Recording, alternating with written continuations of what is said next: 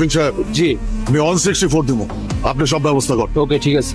আমি কাজীদার বউরে মার্ডার করেছি ডাবলুর নির্দেশে।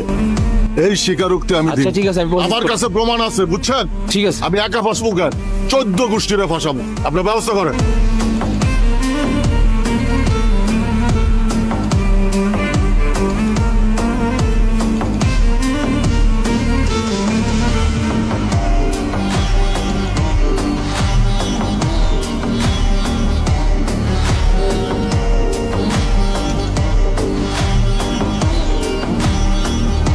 বস, জাকির তো 164 দ্বারা দিয়ে দিছে।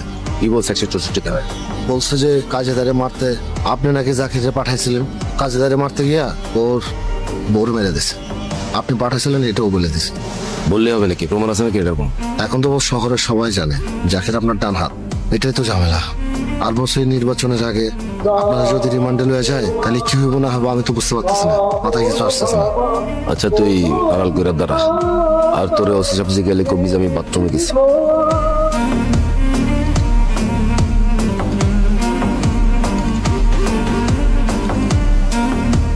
গাড়ি খুল, গাড়ি স্টার্ট দে।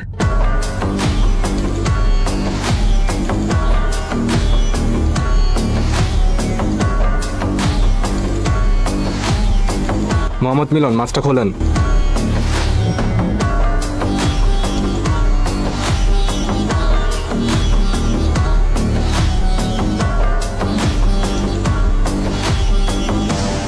স্যার, স্যার আপনি হঠাৎ করে চলে আসলেন কেন স্যার? চলে আসলাম, হ্যাঁ? এত চাপ আর নিতে পারতেছিলাম না তাই।